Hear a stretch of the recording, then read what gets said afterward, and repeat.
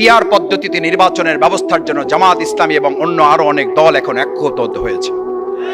কারণ আপনি জাতীয় সরকার করতে চান, এটা মুখে বলেন না অন্তরে বলেন, এটা বোঝার জন্য বাস্তব প্রয়োগ পদ্ধতি হচ্ছে পিআর পদ্ধতি। তাহলে আপনি বড় দল না ছোট দল? আপনি যদি বড় দল হন তাহলে আপনি বড় অংশ পাবেন, আপনি বড় অংশ পাবেন। আপনার অসুবিধাটা কি? আপনি তো বড় দল, তাহলে আপনার ভয় কেন? আমি তো ছোট দল, আমার তো ভয় নাই। আমি ছোট দল, আমি ছোট অংশ পাবো, জনগণ যা রায় দেবে তার ভিত্তিতে হিসাব হবে। কিন্তু এই 53 বছরে আমাদের অবস্থার পরিবর্তন করার জন্যই তো আমাদের এই জনগণ নতুন কোন একটা বন্দোবস্তর কথা তারা বলতে চায়। 53 বছরে আমাদের এই সংস্কৃতি পরিবর্তন হয় নাই।